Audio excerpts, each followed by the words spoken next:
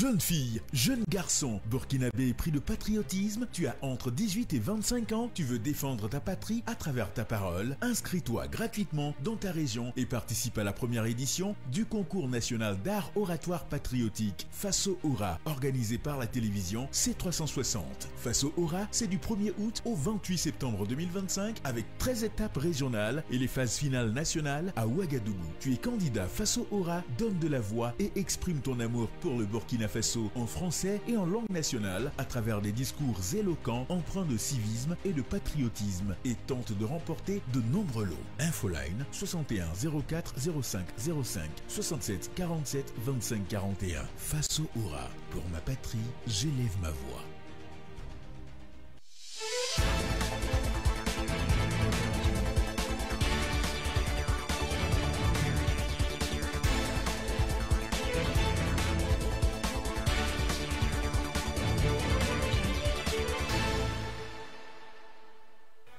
Bonjour à tous et merci de suivre votre matinale d'information sur la C360. Nous sommes mardi 16 septembre 2025 et comme chaque matin, nous allons ensemble parcourir l'actualité avec Simon Wissou. Bonjour Simon. Bonjour Annie, bonjour à tous ceux, à toutes celles qui nous suivent chaque matin. Et nous avons entamé aujourd'hui la deuxième moitié de ce mois de septembre 2025, comme si ça va vite. Alors Annie, aujourd'hui on va faire le bilan justice avec notre invité, parce que depuis la semaine passée, je le dis chaque matin, on a commencé par faire le bilan. Aujourd'hui, on fait le bilan justice. Tout ce que donc le capitaine Ibrahim Traoré, président du Faso, a eu à faire donc en ce qui concerne l'évolution du domaine justice. On va le faire en quelques instants. Merci Simon Wissou. Nous allons tout de suite pour les unes des quotidiens. À la une du journal Le Pays agricole 2025 dans le Mouroun, le ministre Ismaël Sombier salue la résilience des producteurs. En deuxième manchette dans Le Pays, la question de la rentrée administrative au Burkina Faso, tout harmonisé avant d'accueillir les élèves. Et nous passons au quotidien Sidoya qui consacre un article ce matin à la visite du nouveau présidium de la FIB chez le Premier ministre. Il revient également sur le dépotage illégal de sachets dans le barrage de Tanguin, les acteurs condamnés à 25 heures de travaux d'intérêt général. Et le journal Le Quotidien met aujourd'hui en avant les propos du président du RPF, je cite, « Le président Traoré doit continuer à avancer comme il le fait si bien dans l'intérêt du peuple burkinabé. » Et le journal nous parle également de la construction du centre d'hémodialyse au CHR de Dori. Le ministre de la Santé insatisfait du retard accusé et ce sera le titre à commenter de ce matin, Simon. Effectivement, alors Annie, avant donc de revenir précisément sur ce titre à commenter, parallèlement, vous devez savoir que depuis du 14 au 20 septembre 2025, le CHR de Dori, centre hospitalier régional donc de Dori dans le Liptako, qui en 1925 était un simple centre de santé de promotion sociale et aujourd'hui, en 2025, un CHR. Et donc, depuis le 14 dimanche dernier, il y a donc ce CHR qui fête son 100e anniversaire et le ministre de la Santé, Dr Robert Lucé Jean-Claude Karougou, était à Dori. Il a présidé cette cérémonie donc du centenaire du CHR de Dori sous le thème 100 ans de médecine au Sahel, des acquis pour consolider l'avenir. Et c'est lui qui a présidé la cérémonie. C'est dans ce cadre-là donc qu'il a visité le centre de construction d'hémodialyse du CHR de Dori et il a constaté un retard criard. En 2024, en octobre 2024, le ministre de la Santé, accompagné donc de son homologue de la Défense, avait posé les premières pierres de cette construction, mais voilà, 11 mois après, on constate que les travaux n'ont pas du tout évolué.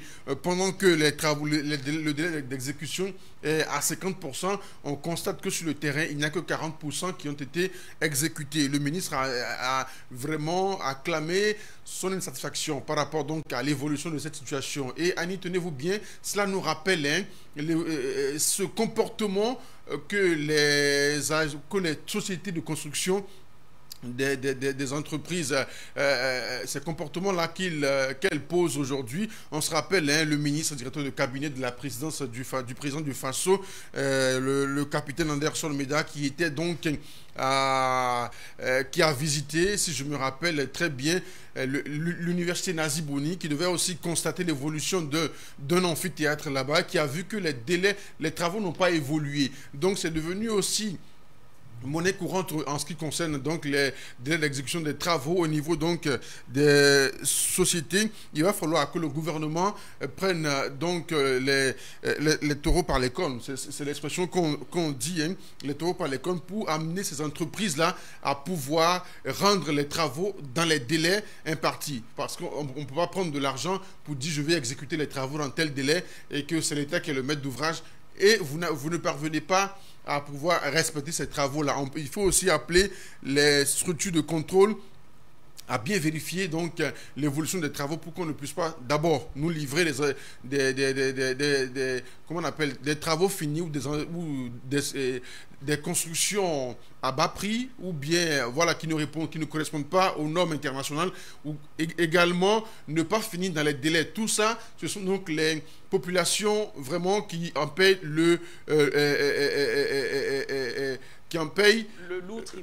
lourd tribut. Merci de m'avoir prêté le mot, parce que la population de Dori, depuis, elle est obligée de pouvoir se déplacer à Ouagadougou pour donc des analyses. L'objectif était donc d'amener chaque population du Burkina Faso à avoir accès à la santé. On a fait le bilan de la santé la semaine dernière sur ce plateau. L'objectif du gouvernement, c'est d'amener chaque population du Burkina Faso à avoir accès à la santé. Et que le gouvernement soit dans cette logique-là et que des entreprises ne puissent pas respecter les délais impartis. Je pense que le gouvernement doit prendre les taureaux par les cornes et faire respecter la loi. Merci Simon Ouessou. C'est tout pour le titre à commenter d'aujourd'hui. Nous passons tout de suite aux grandes actus.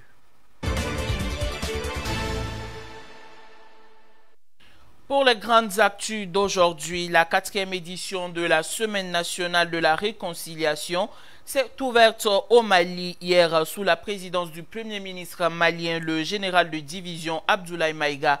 L'activité a pour objectif de renforcer la paix entre les Maliens et plus largement cette année dans tout l'espace AES. Le compte-rendu depuis Bamako de Aboubakar Sangari. La Semaine nationale de la réconciliation, CNAR, s'ouvre ainsi pour la 4e fois. C'est un grand rendez-vous pour le peuple malien autour de la reconstruction de l'unité nationale. Cette édition de 2025 met particulièrement en valeur la culture comme facteur de paix dans l'espace AES. C'est l'occasion pour nous de célébrer les idéaux du vivre ensemble et de la cohésion sociale à travers des activités éducatives, socioculturelles, artistiques, sportives et mémorielles.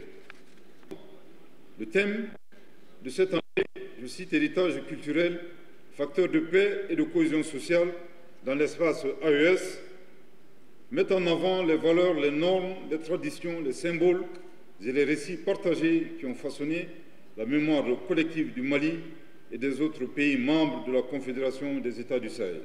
Tout au long d'une semaine, des activités de sensibilisation et de vulgarisation des valeurs de la réconciliation nationale seront organisées avec la participation de toutes les communautés du Mali. Il y a des mécanismes endogènes pour aller à la paix, pour aller à la prospérité partagée. Cette année, nous avons décidé de mettre l'accent sur cet héritage-là pour dire attention. Il ne s'agit pas seulement de se laisser influencer par ce qui nous vient de l'étranger, les idéologies importées, les conventions, les règles, les accords, ainsi de suite. Il faut aussi aller à nos racines, explorer ce que nous avons de meilleur en nous-mêmes et qui nous ont permis au fil des siècles de coexister avant même que le contact ne soit établi avec des communautés étrangères. Forte d'un passé riche, cette initiative du ministère de la Réconciliation nationale invite chaque Malien à s'approprier les valeurs traditionnelles, socle d'une paix durable. Il faut reconnaître que depuis l'empire de Ouagadougou jusqu'à aujourd'hui, c'est toujours la paix, la cohésion et la sécurité en réalité. Et donc, quand on parle de paix, il faudra qu'on soit présent. L'armée participe à la construction de la paix. Et donc, on avait vu quelques insuffisances. C'est pourquoi les chasseurs sont toujours là pour accompagner l'armée malienne dans le cadre de la pacification du pays. La CENAR intervient au moment où les Maliens aspirent plus que jamais à la paix et à la réconciliation nationale afin de faire face aux différentes crises qui les affectent. Des photos et peintures représentant la paix ont été exposées à cette première journée empreinte de la culture. Aboubacar Sangaré Bamako pour la C360. Et nous parlons solidarité et réconfort dans ces grandes actus au camp Nabakoum 2 à Ouagadougou. Les veuves, orphelins et blessés des forces armées ont bénéficié d'un accompagnement particulier à l'occasion de la deuxième édition de la semaine de soutien psychosocial et spirituel. La cérémonie a été marquée par des gestes concrets, la remise de vivres à 144 familles de militaires tombés au front, des kits scolaires, des vélos et des motos. Madeleine Tiendré-Béougo nous en parle. Au camp militaire Nabakoum 2, la solidarité se vit en actes. Kits scolaires pour les enfants, des vivres pour 144 familles des militaires tombés au front. Sourires et applaudissements ont traduit la joie des bénéficiaires. Ce geste s'inscrit dans la semaine de soutien psychosocial et spirituel, une initiative au profit des veuves, des orphelins, des blessés et des portés disparus des opérations militaires. Avec cette semaine de solidarité, l'armée burkinabé réaffirme son engagement. Aucun sacrifice ne sera vain, aucune famille ne sera laissée face à l'épreuve. Nous disons merci à tous les généreux donateurs. Que Dieu vous récompense au stampule vos bienfaits. Nous profitons de cette tribune pour rendre un vibrant hommage à nos valeureux papas qui ont donné leur vie pour notre chère patrie, le Burkina Faso. Certes, vous nous manquez, mais chassez de là où vous êtes, que nous sommes fiers de vous. Vous nous avez légué un héritage très précieux, le courage et la détermination. Entre soulagement et émotion, les familles n'ont pas caché leur satisfaction. Pour elles, ce soutien dépasse la valeur matérielle. C'est avant tout un geste de reconnaissance et d'unité. Nous voulons exprimer du fond de notre cœur toute notre gratitude à toutes ces personnes et à toutes ces structures qui, par leur générosité, nous ont accordé tous ces dons. Je formule le vœu ardent que cette solidarité, qui est un bel exemple entre nous, se perpétue pour notre bonheur à tous. À vous, chers conjoints, que la force intérieure, la résilience et la paix du cœur vous accompagnent chaque jour. Que votre courage inspire la communauté nationale et que vous trouviez toujours l'appui nécessaire pour élever vos enfants dans la dignité. Tout au long de la semaine, des activités psychosociales et spirituelles seront organisées. Écoute, accompagnement psychologique, séances de prière et des moments fraternels. Objectif, offrir une oreille attentive, renforcer la résilience et raviver l'espérance. C'est tout pour les grandes actus d'aujourd'hui. Nous poursuivons cette émission avec notre invité C360.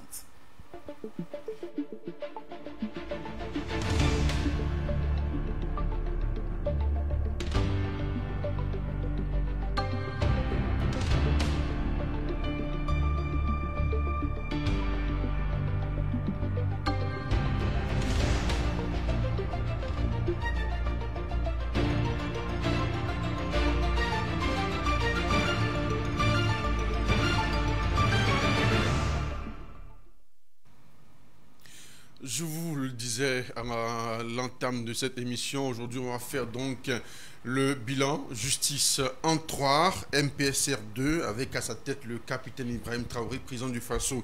On va parler du bilan justice avec Maître Olo Larousse-Ien, il est avocat associé. Maître, bonjour. Bonjour. Merci d'être venu. Alors, aujourd'hui, pour vous, quelle est l'appréciation générale, première question, l'appréciation générale que vous avez en ce qui concerne l'institution judiciaire aujourd'hui au Burkina Faso depuis l'arrivée du capitaine Ibrahim Traoré? Ok, je vous remercie. Merci d'abord pour votre invitation. Merci à vous. Merci également aux forces de la création qui ont permis que cela se fasse. Merci. Effectivement, avec l'arrivée du capitaine Ibrahim Traoré, nous avons constaté une rupture totale avec ce qui se faisait. C'est-à-dire que dès qu'il est arrivé, il a entamé une réforme au niveau des institutions. Mais cette réforme n'a pas seulement concerné les institutions, ça a concerné également une refondation des mentalités, une autre façon de penser. C'est-à-dire que l'institution judiciaire n'a pas été laissée seulement entre les mains des intellectuels, de ceux qui se disent élites, ça n'a pas été laissé entre les mains de ceux qui sont bardés de diplômes, de ceux-là qui ont des textes en tête, qui ont lu beaucoup de textes écrits par des auteurs étrangers, en l'occurrence les Européens et très précisément les Français. Et il a voulu que nous nous approprions la chose judiciaire, c'est-à-dire l'institution judiciaire, et que nous puissions penser justice en tant que Burkinabés selon nos réalités sociales, au lieu donc de continuer de calquer des modèles qui ne reflètent pas la réalité. Donc il y a eu vraiment beaucoup de changements, beaucoup de transformations. Et bon, peut-être que nous allons y revenir. D'accord. Et au regard de toutes ces innovations dans le domaine de la justice aujourd'hui, est-ce que vous pensez que les populations ont de plus en plus confiance en leur justice? À mon avis, oui. À mon avis, oui. Parce que... Je pense tout de suite à l'opération Casier Vide. Oui, oui. Effectivement, avec l'opération Casier Vide, vous voyez, bon, on dira les opérations Casier Vide, parce que ça se poursuit. Depuis le début de l'année, il y a eu des opérations Casier Vide, et même à présent, ça se poursuit. Donc, ce sont des milliers de dossiers qui sont vidés des casiers. Vous voyez, un justiciable qui est là, qui attend 2 ans, 3 ans que son dossier soit jugé, et finalement, avec les opérations Casier Vide, ben, il a une décision. Il voit que sa cause a été entendue. Donc, c'est une marque de satisfaction. Et au-delà des casiers vides, vous avez vu, il y a souvent une retransmission de certaines actions, de certaines, je dirais, de certaines audiences, de certains procès emblématiques. Effectivement. Oui. Et cela, ça permet non seulement au peuple de suivre pas à pas ce qui se passe, d'être au même niveau d'information, de comprendre comment la justice fonctionne, quels sont les faits reprochés à telle personne, comment les juges posent les questions, comment ils se comportent et comment ils appliquent la règle de droit face à ces faits.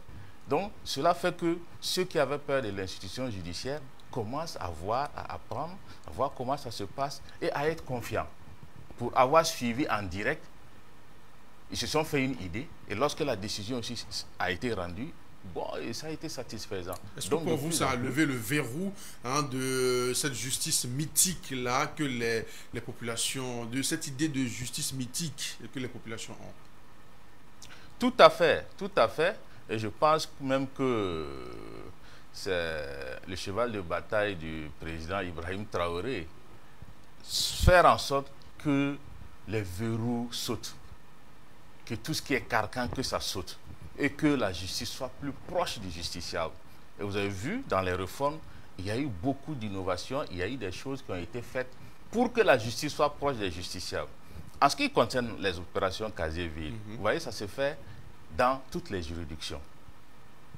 Et au-delà de ça, il y a la cour d'appel, soit la chambre criminelle de la cour d'appel qui se déplace, ou même les tribunaux de grande instance des TGI qui se déplacent dans des villages pour être plus proche des populations afin de vider certains dossiers.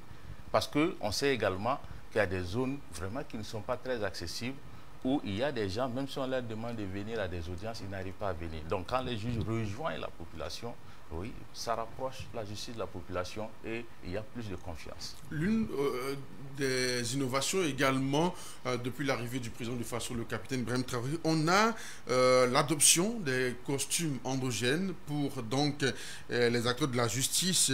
Il y a aussi cette justice traditionnelle qu'on appelle Boukaoré, qui a été instituée tout récemment. Est-ce que pour vous, ces mécanismes-là vont rendre aujourd'hui la justice burkinabé plus endogène et beaucoup plus indépendante? À mon avis, oui. Je crois que vous allez me permettre le terme, hein, il y a une burkinalisation de la justice, ce qui est très intéressant. Et comme vous le dites, ça a commencé par les costumes que les magistrats et les greffiers portent. Vous avez vu que c'est fait entièrement au Burkina Faso par notre coton qui est cultivé ici, tissé ici. Ça a été cousu ici pour le Burkinabé. Avant cela, les costumes étaient commandés et ça coûtait vraiment cher à l'État. Donc, en faisant cela, c'est une marque d'affirmation de soi. Non seulement nous valorisons l'expertise nationale, nous valorisons notre culture, nous valorisons notre savoir-faire, mais c'est une marque d'indépendance, c'est pour dire qu'on se détache de ce qui se faisait avant. Je vois dans certains pays, par exemple, des magistrats qui portent des costumes et qui portent des perruques avec des cheveux de blanc. Au Ghana, par noirs. exemple. Ça me fait sourire, franchement. Donc, avec la loi Boukaré, comme vous le dites là, effectivement, il s'agira d'installer dans les villages, dans des secteurs, une justice traditionnelle, des instances traditionnelles. C'est-à-dire que ça va empêcher que tout dossier qui arrive monte dans les instances classiques de la justice. Donc ça va désengorger la justice, ça fera en sorte que les magistrats auront moins de dossiers à traiter, et s'ils ont moins de dossiers à traiter, ils vont également rédiger plus rapidement. Parce que ça ne sert pas de prononcer une décision et de ne pas avoir le support physique pour l'exécuter. Donc tout cela réuni, et je pense que nous sommes en train de nous approprier notre justice, comme je l'ai dit, de burkinaliser la justice, de faire en sorte que ça reflète nos réalités sociales, au lieu donc d'être calqué sur des modèles. Et avant, vous voyez, pour organiser ces genres d'opérations casier vide, il fallait des financements des bailleurs de fonds. Sans financement, vous n'avez pas d'assises criminelles. Des gens attendent plus de 5 ans pour être jugés. Mais si c'est des bailleurs de fonds qui doivent financer des opérations de ce genre, comment est-ce que vous pouvez affirmer votre souveraineté? En finançant, on vous dit également dans quel sens vous devez aller. Il y a une pression aussi pour vite évacuer les dossiers. Tout à fait. Vous savez, le passif était lourd. Le passif était lourd et nous avons besoin d'aller vite. C'est vrai, la justice, c'est la célérité, mais il ne s'agit pas de faire une justice expéditive. C'est pourquoi, justement, pour permettre aux juges qui rendent les dossiers d'être suffisamment responsables, il y a eu l'instauration des audiences à juge unique. À juge unique, ce n'est pas la collégialité. Donc vous qui montez, vous rendez votre décision, c'est en toute âme et conscience, c'est en toute responsabilité. Donc vous n'allez pas vous fondre dans la masse, comme si, comme les situations où il y a 3 juges au minimum qui rendent la décision. C'est pourquoi je dis, et ça peut être efficace même dans la célérité. Et quel pourrait être l'impact du Boukaoré sur la population? Ça va permettre, à mon avis, plus de cohésion sociale. Parce que lorsque dans votre secteur ou dans votre village, vous avez la possibilité d'aller directement vous référer à une instance. Cette instance qui est dans le village connaît les réalités du village, connaît les difficultés du village. Donc, si vous allez devant cette instance, c'est de façon posée, à tête reposée, que vous vous exprimez devant cette instance. Et au-delà des règles strictes du droit, il y a également la culture qui sera appliquée. Les us et coutumes seront appliqués et les gens pourront, à partir de là-bas, taire leur affaire, trouver une solution. Au lieu justement d'aller systématiquement devant les instances classiques où il y a des procédures strictes. Et vous pouvez même perdre un dossier rien que sur la forme, alors qu'au fond, vous avez raison. Or, dans ces instances, les histoires de forme vont sauter et ils vont se pencher plus sur le fond du problème pour trouver une solution.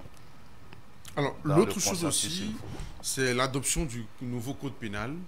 Et il y a aussi l'adoption aussi du code des personnes et de la famille.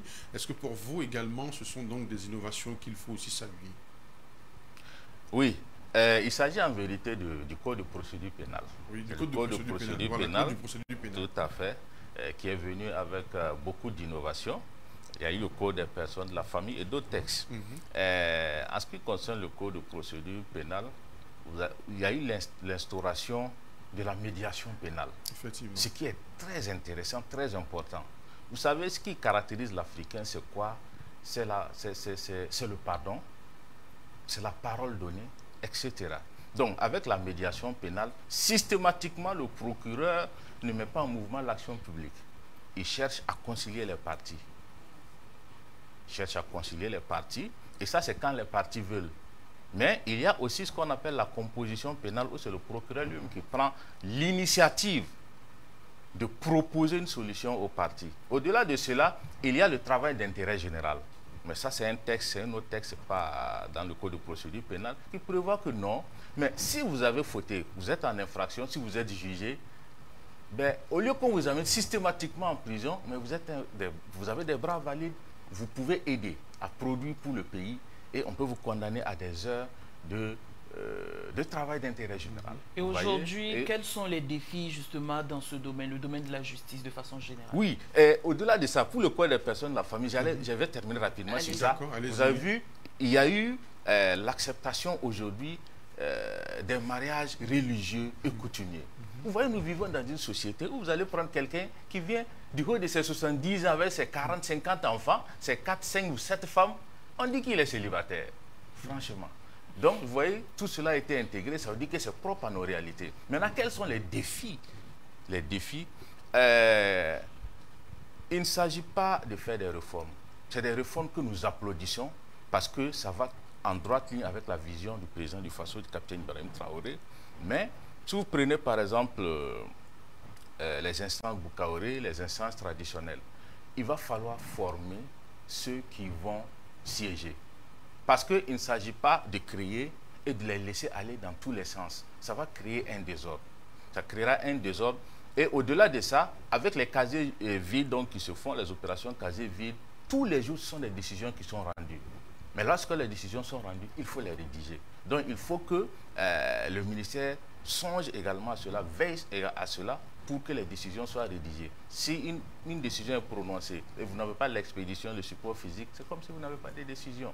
Donc, ce sont des défis qu'il va falloir relever. Sinon, ce qui est considéré comme une innovation à la longue peut devenir comme un plomb dans l'aile de l'institution judiciaire. Merci à vous, maître. Je me rappelle de l'une de vos phrases choc. Si les collaborateurs de Thomas Sankara étaient aussi beaucoup plus fidèles, ils ne seraient pas morts. C'était l'une de vos phrases. Merci à vous d'être venu.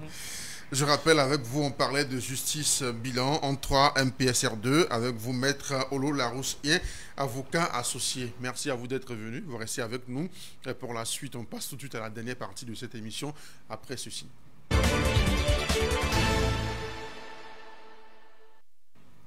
Et la dernière partie, c'est bien sûr la pensée africaine par laquelle nous terminons. Et Annie, quelle est la pensée que vous nous proposez aujourd'hui? Simon Wessou, aujourd'hui, nous méditons la pensée de l'écrivain congolais Emmanuel Dongala, je cite. « L'ennemi du noir n'a-t-il pas été le noir lui-même depuis le temps de l'esclavage jusqu'aujourd'hui ?» Je récite. « L'ennemi du noir n'a-t-il pas été le noir lui-même depuis le temps de l'esclavage jusqu'aujourd'hui ?» Fin de citation. Donc, nous allons méditer sur cette pensée tout le long de la journée. Et c'est là que va s'achever Prime Time d'aujourd'hui. Merci de nous suivre chaque matin. Nous vous retrouvons demain pour une nouvelle matinale avec Simon Wessou sur la C360. D'ici là, prenez grand soin de vous et excellente journée à toutes et à tous.